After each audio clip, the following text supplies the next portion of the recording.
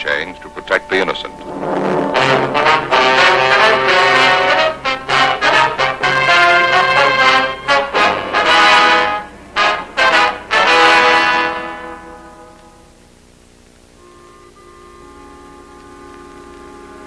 This is the city.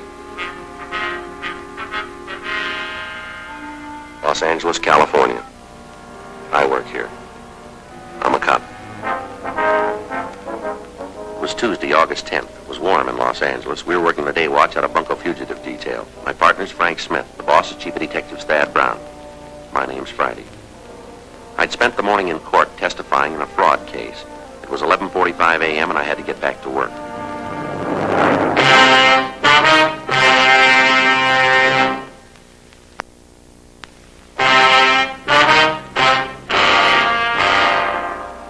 You better do something about it. Getting terrible when a citizen has a thing like this happen to him. All right, Mr. Mather, take it easy. Tell us what it's... I got a lot of friends in this town. I happen to know one of the councilmen real good, and if you don't clean this thing up, you're going to be walking the beat out in the plum thicket. Now, wait a minute. Here's my partner. Tell us what you it's all about. You don't need no partners. You get out there and arrest them fellas. You get them. What's the matter here? Mr. Mather, my partner, Sergeant Friday. How do you do, sir? Don't you come around here trying to smooth things over. I'm not going to be happy to them hoodlums are in jail, where they belong. I'm telling you, same as I told this fella, you do something about this, I'm going to take it to the mayor. Well, what's the matter? I don't know. I'm trying to find out. Well, what you going to do about it? Would you like a cigarette, sir? You bet. Thank you. Here, I got a light.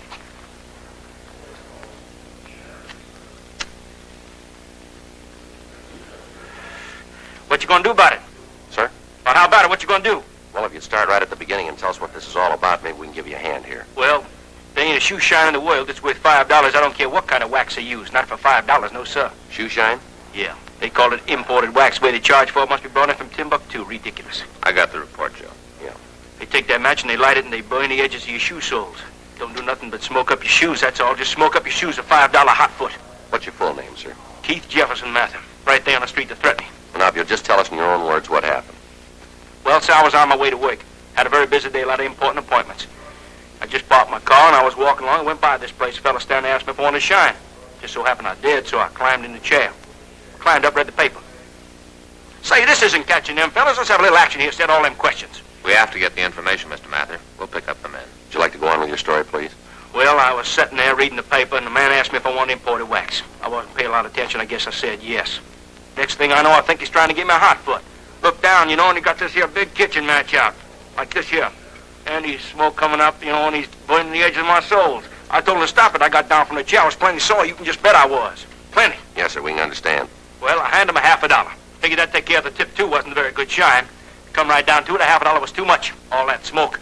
Next thing I know, he said the shine was $5. $5 almost climbed right down top of the place. I couldn't believe my ears. Can you imagine $5 for a shine? Now, are you sure that they didn't have a card showing the prices of the shines? Well, I don't think they did. Leastways, I didn't notice it. Does that make a difference? Well, yes, sir, it would. Now, I told you that this has happened before. The city council passed an ordinance that all shoe shine parlors have to have a sign showing their prices. Now, if this place doesn't have the sign, we can file on them. If they list the price of an imported wax shine as being $5, then there's nothing we can do about it. We'll finish up this report, and then if you'll point out the place, we'll have a look. Well, then you could just start writing. I got a lot of important appointments. I can't spend all day in here. I'm tired. Excuse me, please. Yes, sir. Frank, you want to go ahead with this? Sure. All right, sir. Just a minute. Yes, sir. Can I help you? I want to give myself up. Sir? This is Bunko Fugitive, isn't it? That's what it says on the door. Yes, sir. That's right. And I want to give myself up. I'm tired of running. I haven't got any place to go. Do you want to tell me what this is all about? I gave him every nickel I had. I haven't even got enough money to go home. All I want is enough to eat on and get back home. I gave him everything. Yes, sir. I don't think I understand. I gave him all the money I had. He said it'd be all right. Now I'm broke, and I want to borrow enough to get home. Well, what are you talking about? Who'd you give the money to? The policeman. The man who'd walked into our office identified himself as Martin Dietrich. He told us he was broke and that he was hungry. We turned the shoe shine parlor complaint over to other officers for investigation, and then we took Dietrich across the street to a cafe. I'm from Chicago. I work for a wholesale drug company back there. I had to come out here on business. Got in last Saturday. That'd be August 7th. Yeah, the 7th. Got in at 8:45 on the Super Chief. I didn't have any business to do until yesterday, so I thought I'd look the town over. Get settled, huh? Yes, sir. I didn't even have hotel reservations. So after I got off the train, I was waiting for my baggage to be checked through, and I went over to a little coffee stand. Sat down, started to read the paper. Must have been there for 15 to 20 minutes when this guy came in, sat down next to me. Go ahead. We just sat there for a few minutes. I didn't pay any attention to him, busy reading the paper, you know. Thanks. Then he asked me for a match. I gave him one, told him to keep the pack. I remember telling him that. The next thing I know, we're in a big conversation. Turns out he's from Chicago, too. I see. Did he tell you his name? Said it was Gabriel Bush. Told me he was in the wholesale liquor business. Said he was out here on a selling trip, checking up on the branch office. I went right along with him. Seemed like such a nice fella. Well-dressed, cultured. Even knowing it, you sure wouldn't figure him for what he was. What was that, sir? A narcotic addict. Were you sure about that? I should be. Cost me over $3,000 to find out. You want to go on, sir? Well, like I told you, we got to talking about Chicago. Tried to see if we knew any of the same people back there. Turned out we didn't. Then we went over to get our baggage. Picked that up and we walked outside. Mm-hmm. We was standing there waiting for a cab, and this Bush fella asked me where I was staying. He said maybe we could get together for dinner. See, this is my first trip out here. Bush said he'd made it several times before, and he knew the place pretty good. Told me he'd show me the town.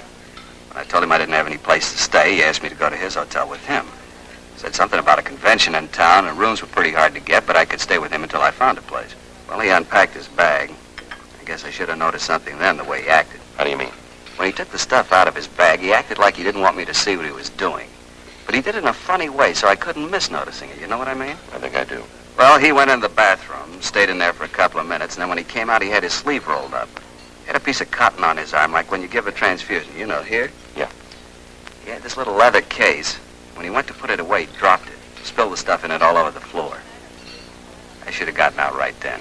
Right there, if I'd have had any brains, I'd have gotten out. What was in the case? Could you see? All the stuff for taking narcotics. Hypodermic needle, all the stuff. What did he say when he dropped it? He just tried to laugh it off. Then he told me he was a diabetic, said he had to take insulin shots. About that time, the other two guys came in. They knocked on the door, and Gabe went to let them in. They had guns and told us to get our hands up, said they were policemen. They have any kind of identification? Yeah, badges. Showed them to us. And then they started to question Gabe. What these two men want? Said Gabe was a narcotic addict. Said they'd been after him for a long time, that they'd gotten word from the Chicago police that he was coming out here. Mm-hmm. Told me they'd been following us since we got off the train. Been following us all the time. What'd they do then? Took us downstairs and put us in a car. Said they were going to take us to jail. I tried to talk to them, tell them I didn't have any part in what Gabe was doing. I didn't even know about the narcotics. And one of them said they knew that. That you weren't involved in it, huh? Yeah, then the other one opened up the glove compartment of the car and took out a microphone. Called into police headquarters. Gave them Gabe's name and mine, said they had us in custody and were bringing us in.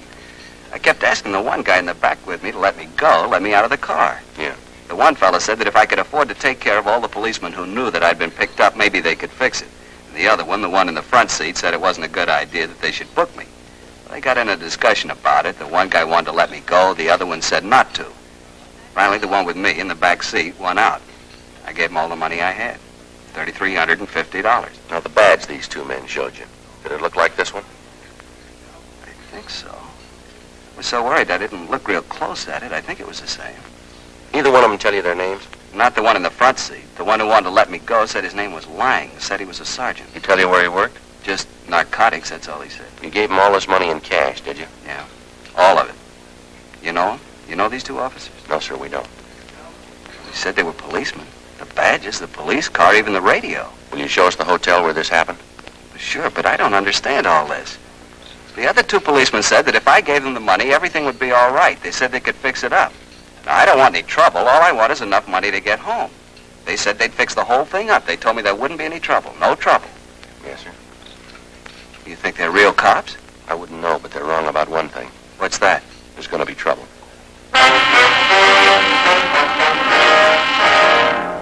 12:52 p.m. We took the victim, Martin Dietrich, back to the city hall. We got in touch with Lieutenant Iannone, Internal Affairs Division. We filled him in on what had happened. He started an immediate check of all police officers in the city and the county. Working from the description we'd gotten from the victim, we notified the narcotics detail and they went to work on it. A local and an APB were gotten out on the suspects.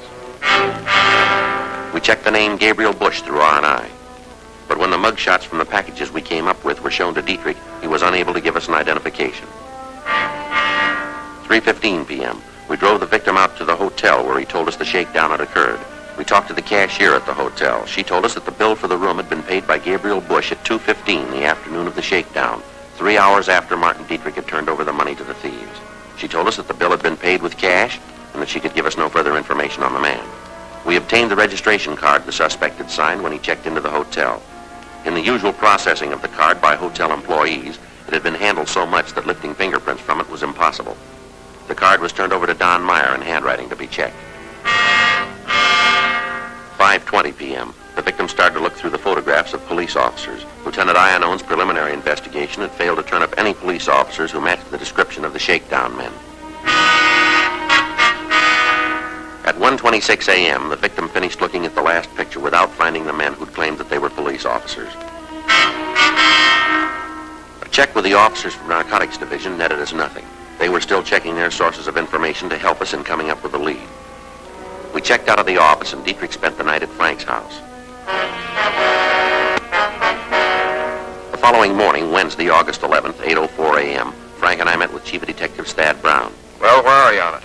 Not too far. What have you got? Well, we checked the files. We're pretty sure that they aren't policemen. How about narcotics? They come up with anything yet? Not yet. They're still working on it. You add it up and you haven't got anything. Right? Pretty close, Chief. You know how I feel on this kind of thing. I want it stopped. Every time these guys take a mark, they're putting every policeman in the world in a bad spot. Right off, we got a victim who swears a crooked officer should come down. Yes, sir. Need any extra men? Not right now. Might later. Johnny DeBetta standing by. Use anybody else you need, but clean this thing up. Yeah. Got any idea how they made the mark? Well, the story we got doesn't help much. Dietrich was having a cup of coffee, and they approached him. I don't know how these con men work it. They can spot a man with a bankroll 5 miles off. By the time he walks up, they've got a new dodge worked out and ready to go to work. Well, if we knew how to stop that, we'd be out of jobs, wouldn't we? I'd rather have it that way. Where do you go from here? Well, we're getting descriptions out to all the hotels, warning them about the racket, asking them to call us if this Bush fellow registers again. Doesn't seem he'll use the same name again. No reason not to. He doesn't know we're onto him. I suppose so. I got an idea last night. Might work. At least to be something to start on. All right, let's hear it. Figures that the only men who'll go for this dodge have got responsible positions in their hometowns. If they didn't, they wouldn't care about being brought down here along with Bush, right? That follows. They gotta be from out of town so the con men can get rid of them fast. Yeah. Now, this Dietrich. He was picked up in a coffee shop near the station, right? Yeah. Then if you're gonna pick your man up, that's the place to do it. Try to nail him while they're setting the mark. Yeah, it might work. Be better if one of us was the mark. That's what I had in mind. You got any good luggage, Joe? Expensive looking? Well, I got a set that somebody gave me last Christmas. Looks good. We'll try it then. Smith, you'll work with DeBetta. Keep a tail on Friday from the time he gets off the train. Here, Joe. Yeah. Here's a timetable. What? Tomorrow morning you start riding the train.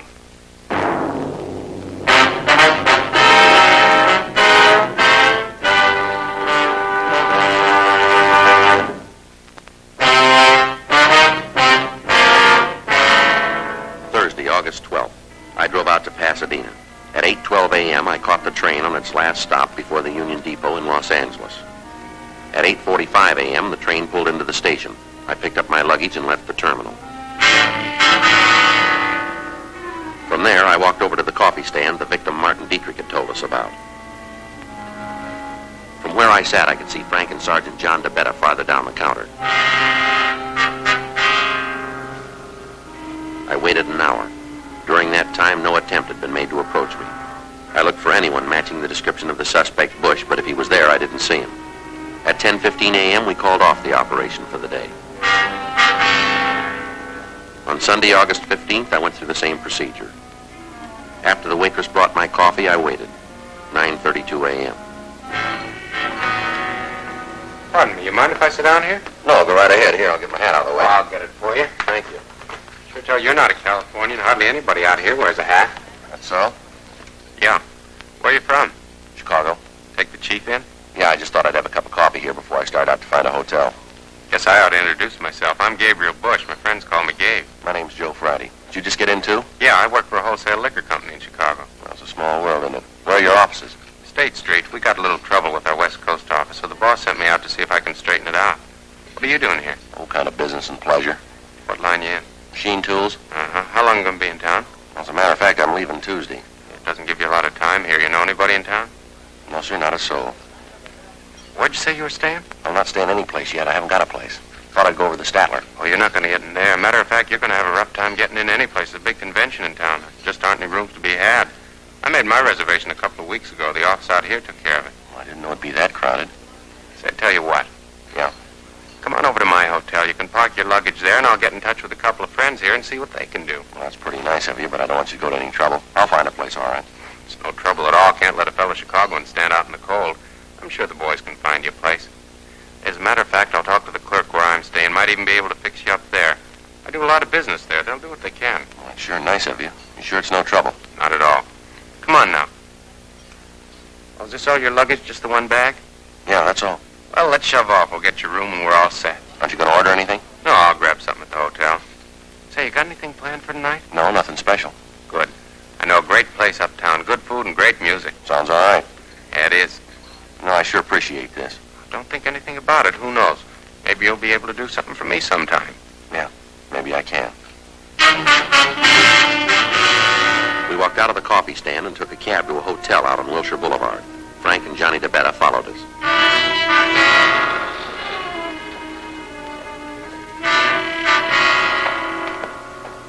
After we'd registered, we went upstairs. All the time, he kept up a running conversation about how difficult it was to get a hotel room. The bellboy left our bags in the room and asked if we wanted them opened. Bush made it apparent to both the boy and to me that he was the only one who was going to open his suitcase. Bush unlocked his bag on the bed and snapped it open. He took out a small leather case, trying to keep me from seeing it and at the same time making sure that I did. He went into the bathroom.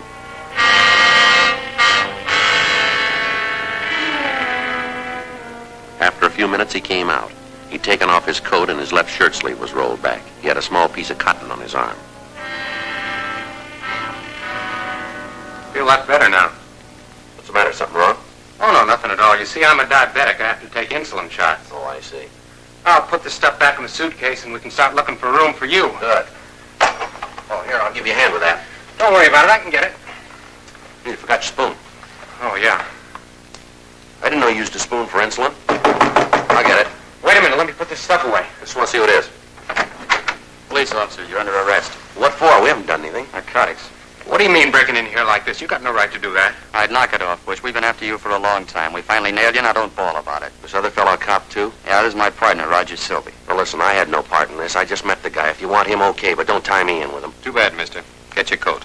Where are we going? Downtown, we gotta book you. But I had no part in this. I tell you, I just met this guy just this morning down at the depot. I just met him. I'm not mixed up in this. You gotta believe me. My company finds out, it'll cost me my job. Now, you guys gotta give me a break. You should have thought about that before, mister. A little late now. But don't you understand? If my boss hears about this, he'll can me. Oh, come on. Why don't you give the guy a break? He's telling the truth. I just met him. He's got no piece of the action. That's rough. Maybe next time he'll be more careful who he bums around with. Now, let's go. Please, give him a break. You guys are all alike. You cry when you get tagged. This isn't right. Let's go. We're taking you in. What's the charge? We'll tell you in jail. The two men had shown us badges when they came in. They'd flashed them by so fast that there was no way of taking a good look at them. They told us to get our things together. The plan was that I'd go with the suspects and give them the marked money when they asked for it. After that, they'd be taken into custody. Once the currency was in their possession, we could prove extortion, a felony.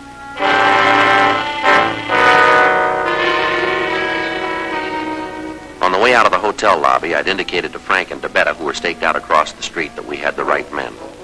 We walked down to an alley. All right, boy, let's go.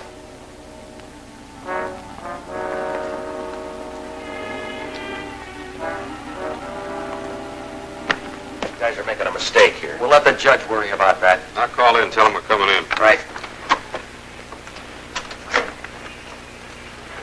Car 12-7, 12-7. We have two prisoners in custody. We're taking them downtown for booking. Repeat, we have two prisoners in custody. We're taking them downtown for booking. Over and out. All right, mister, get in. We got a long ride. Look, I don't understand any of this. What happens to me? We just book you. After that, it's up to the court. Yeah, but they'll turn me loose, won't they? I don't know. We got a big drive on now about narcotics. Courts are getting pretty rough. Had a guy up just last week. They caught him in a car with another fellow who was smoking marijuana. This one guy didn't even know it was tea, and they really nailed him. Hey, how long did they give Jansen? Mean on that T-rap last week? Yeah. 5 years. You see? They're really getting rough. Yeah, but I didn't have anything to do with this. Tell the court. Look, we know you're clean. We got word about Bush here coming out from Chicago. Department back there called us. They figured he was out here to make a buy. We've been after him for a long time. You just happened to be in the wrong place at the wrong time. Rough, but that's the way it is. Now, come on, get in the car. Sure a lousy deal. This is going to ruin me. You know that. I'll lose my job. I'll be finished. I don't know. We'd like to help you out, but you can see there isn't any way. There must be. Sylvie? Yeah? How about it? Can't we just let him go? You tell me how we're going to get away with it.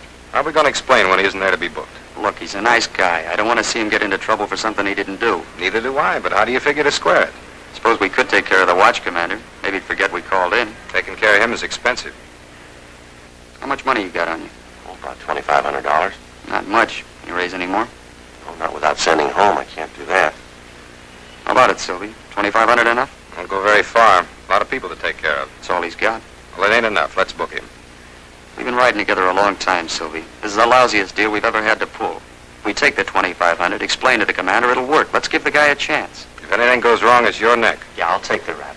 Okay. We got to take Bush in, though. All right. Give me the money. Sure. There you are. That's all I got. Okay. All right, mister, get going. And if I were you, I'd get fast. I'm going to do that. Would you mind dropping me off downtown? This isn't a taxi service, mister. You're coming out of this smelling like a rose. Don't press your luck. Yeah, well, if you just drop me off near 1st and Spring, that's all. What's there? City Hall, you're under arrest.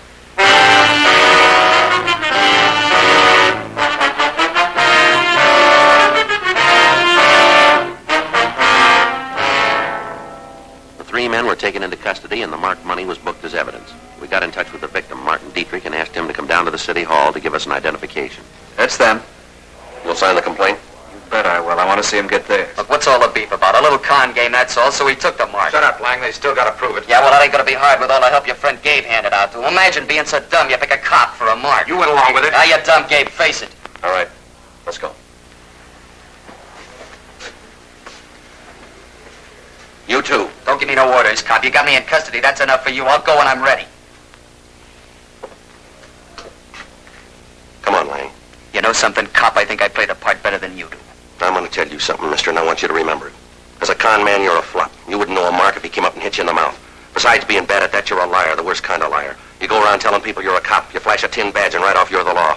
I've been in this business a long time. I've seen a lot of 510s come across the desk. Punks like you take old women, cheap crumbs with a handkerchief switch in the smack game, but at least they don't try to hide behind a phony badge. We don't know how many people you pulled this cheap deal on, but we're going to find out. We'll get every name there is, and we'll make you on all of them. I live in this town. I work here, and I like it. There are 4,000 other men in this city who feel the same way. Men who are trying to prove that the law's here to protect people, not to cut them down.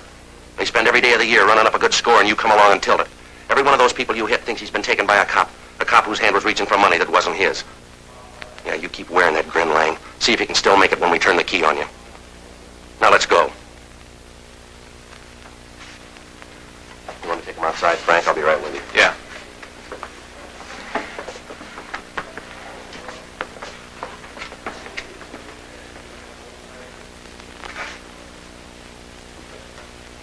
That all you need me for? Yeah, thanks a lot, Martin. We'll be in touch with you. Right. Too bad about all this, isn't it? Yeah, it is. All those people that bunch took. They're always going to think those guys were real cops. Yeah. They're never going to know. Of course, you can't blame them, not really. Look how they got to me.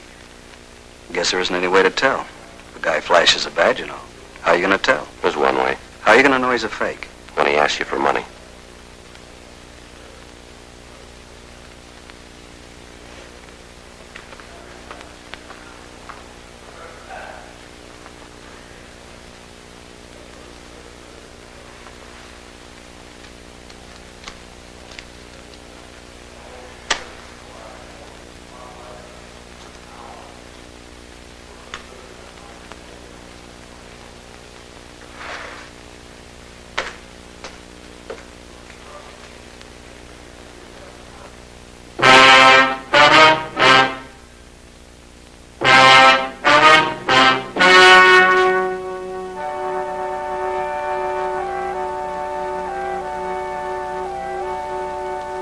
On December 17th, trial was held in Department 92, Superior Court of the State of California, in and for the County of Los Angeles. In a moment, the results of that trial.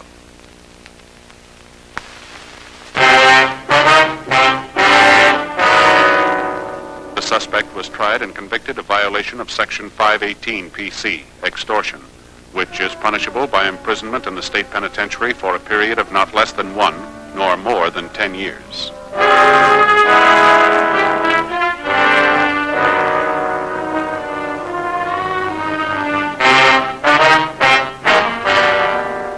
Roger Silby was tried and convicted of the same charges and is now serving his term in the state penitentiary, San Quentin, California.